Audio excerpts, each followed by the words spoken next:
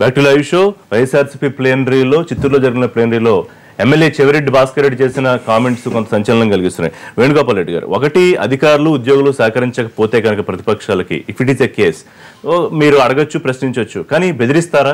అంటే ఒకవేళ ఉద్యోగులు అధికారులు రేపు మేమే అధికారంలోకి వస్తే ఆడదున్నారు ఆగితే ప్రతీకారం తీర్చుకుంటాం, వెంటాడు కుటుంబ సభ్యులు కూడా బాధపడేలాగా అండమానికి పంపిస్తాం అంటే ఏంటి? బెదిరించదలుచుకున్నారా మీరు ఉద్యోగుల్ని? అది ఏ పరిస్థితుల్లో చెవిరెడ్డి గారు మాట్లాడైతే నాకైతే తెలియదు, కానీ అది పార్టీ సిద్ధాంతం అయితే అది కాదు.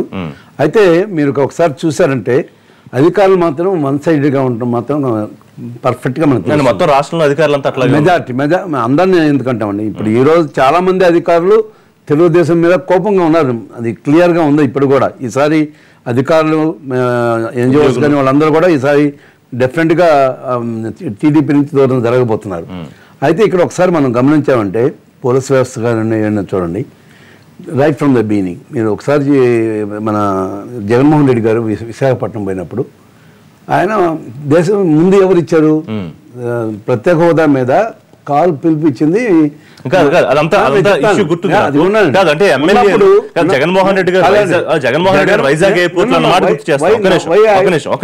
వైజాగ్ ఎయిర్పోర్ట్ లో అధికారంలోకి వస్తా, మిమ్మల్ని గుర్తుపెట్టుకుంటా, తాట తీస్తా, అలాంటి పదాలు. తర్వాత నందిగాం ప్రభుత్వ ఆసుపత్రిలో జరిగినప్పుడు కూడా ఆయన అంటే అదే పద్ధతిని ఎమ్మెల్యేలు ఫాలో అవుతున్నారు. పద్ధతి కాదు, అక్కడ జరిగినటువంటి కూడా ఏ సిచ్యువేషన్ జరిగింది కూడా మీరు కూడా గమనించాలి. ఆ రోజు అంటే ఇక్కడ ఈ ఆంధ్రప్రదేశ్లో ప్రజాస్వామ్యం లేదా? ఒక ప్రతిపక్ష నాయకుడు మీటింగ్లు పెట్టుకోకూడదా? ఎక్కడ పెట్టుకోకూడదని రూల్ ఉందా? మీరు ఎందుకు పెట్టుకునేది? ఎక్కడ పడితే అక్కడ ఎయిర్పోర్ట్ నుంచి అవుట్ రైట్ ఖండించడం అంటే ఏ పరిస్థితుల్లో మాట్లాడితే నాకు తెలియదు. కానీ ఏదేమైనా ఆ వర్డింగ్ మాత్రం కరెక్ట్ కాదు. కానీ డెఫినెట్ గా మాత్రం ఈ రోజు అధికారులు చాలా నేను అధికారులు మాత్రం ఆ విధంగా ఉండకూడదని చెప్తున్నాం. ఆ విధంగా ఉండకూడదు, మీరు న్యూట్రల్ కండి, పరిస్థితులను బట్టి మీరు పనిచేయండి, కానీ అంతేగాని అధికార పార్టీ ఏం చెప్తే అది చేయకూడదని మాత్రం మేము గట్టిగా చెప్తాం. ఒకటి, భాస్కర్ రెడ్డి గారు ఏ రూపంలో ఏ సందర్భంలో అలాంటి పదజాలం వాడినా అది తప్పండి. అధికారులని బెదిరించే అధికారం ఎమ్మెల్యేలకి మంత్రులకి ఎవరికి లేదట. అధికారుల విధులు అధికారులకు ఉన్నాయి. అయితే దురదృష్టం ఏంటంటే ఈవేళ ప్రభుత్వంలో ఉన్న వాళ్ళు అదే చేస్తున్నారు. ప్రతిపక్షంలో ఉండి రేపు మేము అధికారంలోకి వస్తాం అనుకున్న వాళ్ళు కూడా అధికారులను బెదిరిస్తున్నారు. ఈ రెండు మీరు సీక్వెన్స్ చూస్తే మీరు తెలుగుదేశం పార్టీ ఎమ్మెల్యేలు ఎంఆర్ఓలను కొడతారు, లేదా దాడి చేస్తారు, దూషిస్తారు, ఆర్టీఐ రోడ్ ట్రాన్స్పోర్ట్ అధికారులను బెదిరిస్తారు, లేకపోతే ఇంకొక ఎంఆర్ఓలను ఎక్కడో కొడతారు.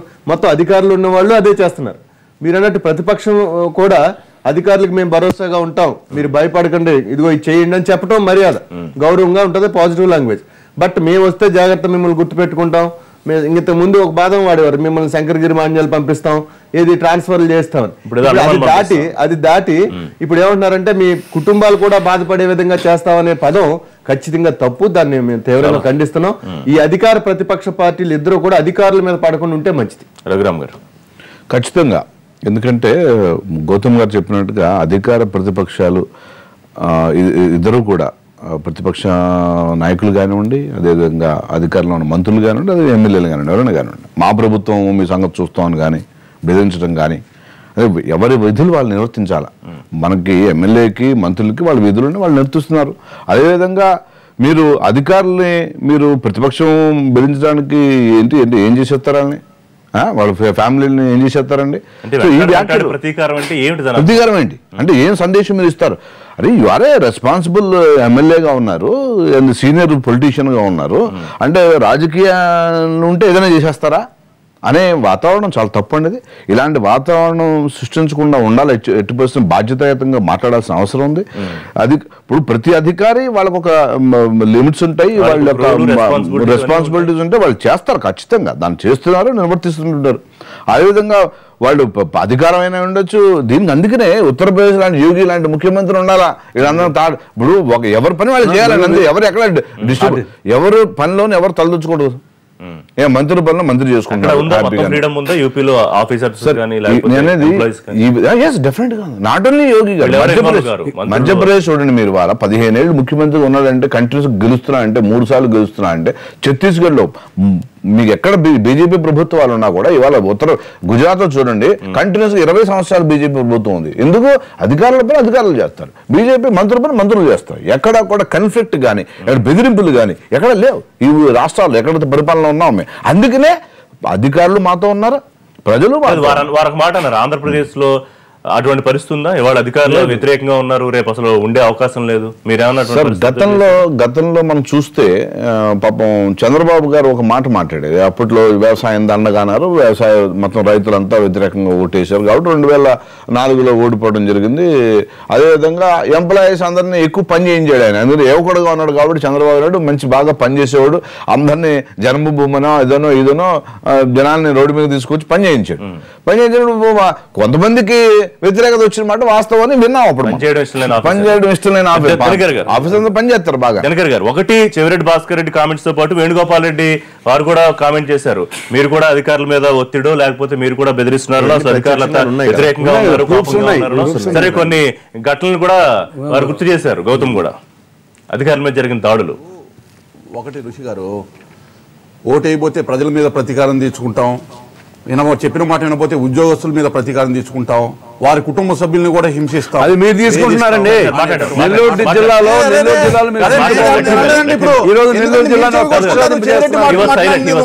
మాట్లాడుతున్నా వేణుగోపాల్ రెడ్డి గారు, మీ యొక్క భావం కూడా అదేనా? చెవిరెడ్డి గారి మాటల మీద చెవి కోసుకోవద్దు, చెప్పేది వినండి.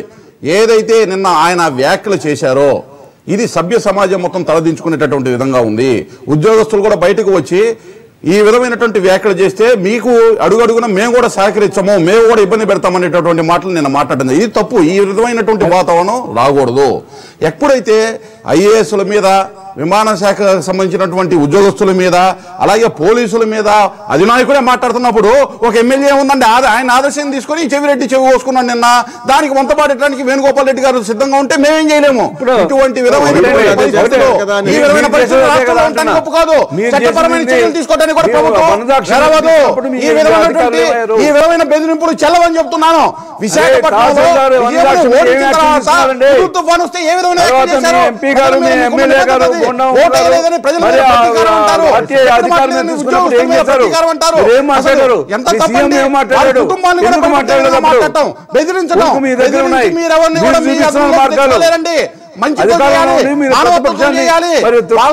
ఒక సేవా దృక్పథంతో పనిచేయాల్సినటువంటి ప్రజాప్రతినిధులు ఈ విధంగా దిగజారిపోయారంటే అసలు వాళ్ళు కూడా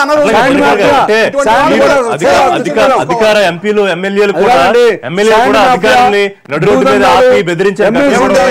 మరి వాటి గురించి కూడా ప్రస్తావించుకోవాలి కదా. ప్రతిపక్షాలు ఖచ్చితంగా తప్పు మాట్లాడాడు, అందులో సందేహమే లేదు.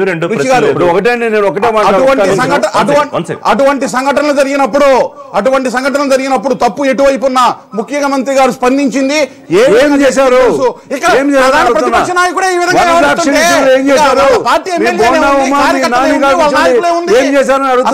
మీరే చెప్పండి. కొన్ని సంఘటనలు జరిగినప్పుడు తప్పు ఎవరిదైనా కానీ ముందు అధికారులకి సంబంధించి ముఖ్యమంత్రి గారు తీసుకున్నటువంటి చొరవ ఏంటనేది స్పష్టంగా చూసాం మనం. ఏం చేశారండి? చెప్పండి సార్, చెప్పండి. ఆ రెండు ఇష్యూస్ లో ఏం చేశారో చెప్పండి నాకు. ఈ రోజు ఎమ్మెల్సీ ఏం చేస్తున్నారు, ఏం చేయాలో అన్ని ఇలాంటి సౌమ్యంగా ఉండేటటువంటి వ్యక్తులు వేణుగోపాల్ రెడ్డి గారు. ఎందుకంటే మీరు రాంగ్ ప్లేస్ లో ఉన్న ఒక రైట్ పర్సన్, మీ కూడా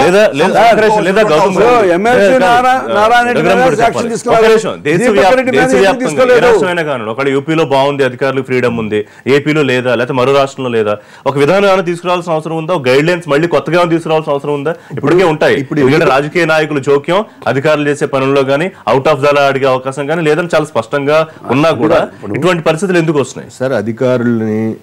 అధికారుల పని అధికారులు చేస్తూ ఉన్నారు. కానీ ఎప్పుడైతే అధికారంలోకి వచ్చిన వాళ్ళ యొక్క ప్రవర్తన, వాళ్ళని లొంగ తీసుకోవాలని కానీ, వాళ్ళ చేత బెదిరించి పని చేసుకోవాలని కానీ, వాళ్ళు పని చేయకపోతే దాడులు చేయాలనేటువంటి చర్యలు కానీ, అధికార పక్షం ఎప్పుడైతే అలాంటి వ్యవహరిస్తుందో అధికారులు చాలా మంది సరెండర్ అవ్వాలి, లేదంటే వాళ్ళు ఇష్టం లేకపోయినా వాళ్ళు పనులు చేయాలి, లేదా వాళ్ళకు ఉన్న అధికారాలను కట్ చేసి వేరే వాళ్ళకి ఇచ్చేసేటువంటి నిర్ణయాలన్నీ తీసుకోవాలి ప్రభుత్వాలు. ఇలా చేస్తున్న క్రమంలో సాధారణంగా ప్రతిపక్ష ఎమ్మెల్యేల పనో లేకపోతే ప్రతిపక్ష నాయకుల పనో చేయనప్పుడు ప్రతిపక్ష అలాంటి పరిస్థితి నేను చెప్తున్నా. ఒక నియోజకవర్గంలో ఎమ్మెల్యే కాని వాళ్ళకి తెలుగుదేశం ఇన్ఛార్జీలకి వాళ్ళు ఎమ్మెల్యే కాకపోయినా అతను ఇన్ఛార్జిగా చెప్పేసి అతని పేరు మీద 2 కోట్ల రూపాయల వరకు 3 కోట్ల రూపాయల వరకు ఇచ్చేయచ్చు అధికారులు. అది ఎలాంటి ఇచ్చేయచ్చు అధికారులు ఎలా ఇస్తారు వాళ్ళు అంటే ప్రభుత్వంలో ఉన్న వాళ్ళు బెదిరించాలి, ప్రభుత్వం ఉన్న వాళ్ళే దానికి బాధ్యులై ఉండాలి. అంటే అలాంటి అధికారులను లొంగ తీసుకునే పని కూడా అది సరైందేనా? కనుక ప్రభుత్వ అధికారులని కనుక నిష్పక్షపాతంగా వాళ్ళ విధులను వాళ్ళని నిర్వర్తించకుండా వాళ్ళ మీద ఒత్తిడి పెంచి వాళ్ళని లొంగ తీసుకునే పని ప్రభుత్వమే చేస్తున్నప్పుడు ప్రతిపక్షం ఆటోమేటిక్ గా వాళ్ళు కూడా ఏమంటున్నారు, ఇప్పుడు మీరు ప్రతిపక్ష ఎమ్మెల్యేలంతా వెళ్ళి ముఖ్యమంత్రి గారిని కలిశారు. సరే మీటింగ్ సరిగా అయిందా లేదా పక్కన పెడితే మాకేం నియోజకవర్గంలో పనులు జరగాలి. అసలు పార్టీలు మారిందే ఆ మాట మీద కదా, నియోజకవర్గ అభివృద్ధి కోసం. సో స్పష్టంగా అధికారులు కూడా అలాంటి వైఖరితో ఉన్నారనుకోవాలా? అధికారులు ఉండరండి, అధికారులు ఉండరు సార్. ఇప్పుడు గతంలో మనం చూసుకుంటే చాలా సందర్భాల్లో ఇప్పుడున్నటువంటి వాతావరణం లేదు ఇందాక చెప్పినట్టుగా. ఎందుకంటే ప్రతిపక్షము ఎమ్మెల్యేస్ ప్రతిపక్షం ఉన్న చోట్ల వాళ్ళకి పనులు కాకపోవటము అది చాలా చోట్ల వింటున్నాం. వాళ్ళు కాస్త బాధపడడం లేదా అదే వీళ్ళు ముఖ్యమంత్రి గారు వాళ్ళు చెప్పుకోవచ్చు. వాళ్ళు చెప్పుకునే పరిస్థితి లేదు రాష్ట్రంలో. అంటే చెప్పుకోవట్లేదు వీళ్ళు. ముఖ్యమంత్రి గారు అంటే ముఖ్యమంత్రి ఫర్ ఆల్, ముఖ్యమంత్రి గారు ఎమ్మెల్యేకి ముఖ్యమంత్రి, ప్రజలకు ముఖ్యమంత్రి. ముఖ్యమంత్రి గారు వెళ్ళారు, వెళితే ముఖ్యమంత్రి గారు అపాయింట్మెంట్ ఇచ్చిన తర్వాత బయటకు వచ్చి కనీసం మీ పనులు నేను చూస్తాను, నాది బాధ్యత ముఖ్యమంత్రి గారు చెప్పలేదని బాధపడ్డారు. అంటే జరగదని కూడా అన్నారు.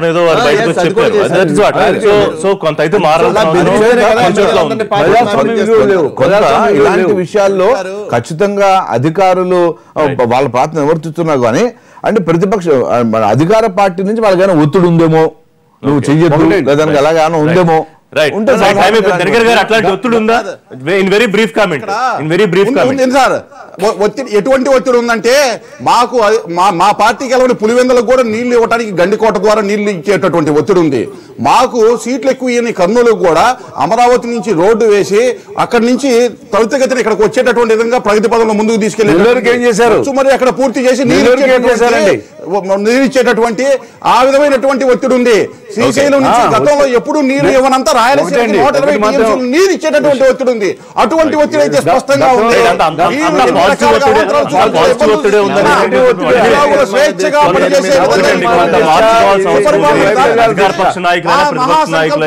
కొంతమంది అధికారులైనా. థ్యాంక్ యూ దినకర్ గారు విషయంలో చేరినందుకు. థ్యాంక్ యూ రఘురామ్ గారు. థ్యాంక్ యూ వేణుగోపాల్ రెడ్డి గారు. వేణుగోపాల్ రెడ్డి గారు చెప్పబోయారు ప్లీజ్. సార్ ఒకటి, చంద్రబాబు నాయుడు గారి ప్రభుత్వంలో నేను కూడా ఉన్నాను, ఎమ్మెల్యేగా ఉన్నాను. గతంలో చూశాను.